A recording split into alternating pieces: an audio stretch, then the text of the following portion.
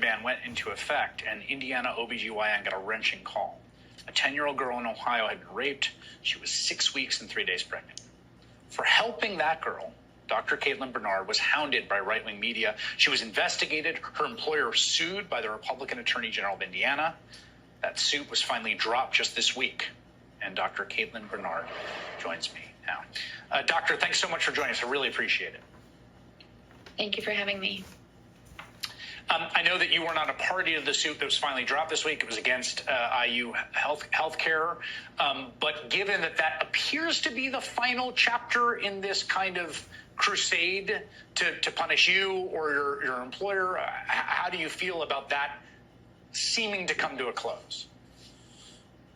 What I can say is that it speaks for itself that a federal judge dismissed the case on its merits, and I appreciate IU Health for always supporting me.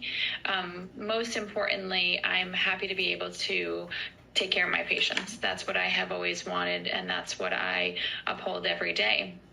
But I think it's very concerning, and people should really be worried about a political climate in which physicians are being harassed and intimidated for providing safe access to health care for some of our most vulnerable people. Yeah, there was something, I think that there's an understandable impulse to not want to believe that there's a 10-year-old girl who is pregnant because of sexual assault. I think I understand that impulse viscerally. But to me, it revealed something about the world that the anti-abortion right has wrought, because this does happen. And I wonder what you think about it now, 2 years into this. I think it is unfortunate that we are seeing what the consequences are every single day. We experience that as physicians, and now, unfortunately, it's laid bare for the rest of the country to see as well. The stories are coming out every single day, and unfortunately, they're really just the tip of the iceberg. There are so many other people, survivors of sexual assault and incredibly traumatic situations of pregnancy that nobody can imagine until you're in it. And now we see what happens when abortion bans are the law of the land for so many places. That point, I think, I just want to stay with for a moment, because ultimately you were fined and reprimanded for talking to the press about it. But the point about the tip of the iceberg, there are occasional stories, in this country of 330 million people with 160 million women and girls, or 165 million, of truly horrific incidents. A 10-year-old who's pregnant, being forced to,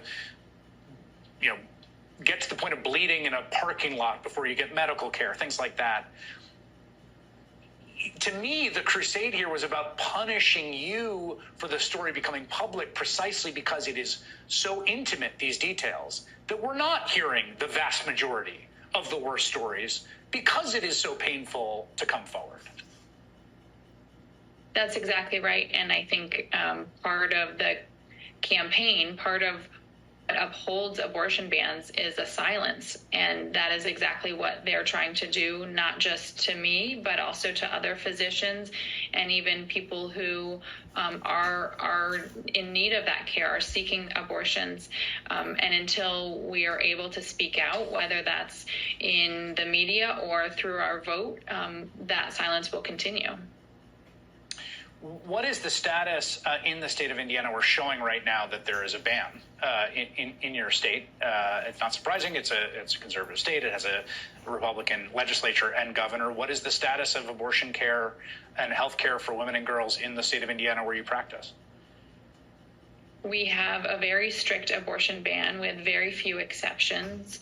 The vast majority of people can't receive care in the state in which they live at home. They're forced to travel.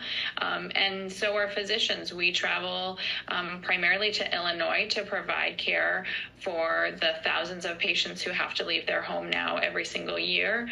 And again, that's really just the people who are able to get out, to get the money to get together the travel, et cetera, to be able to reach that care. And so we're seeing, a huge increase in high-risk pregnancies and the aftermath of not being able to seek safe legal abortion care the way that they should be able to.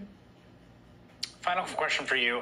I've seen reports about what this has done to the supply of OBGYNs in states, which is folks not wanting to practice, not wanting to go to medical school in some of these states, and that having huge ripple effects for all kinds of OBGYN care, whatever kind of care it is that women and girls might need. I'm curious if you've seen that in Indiana.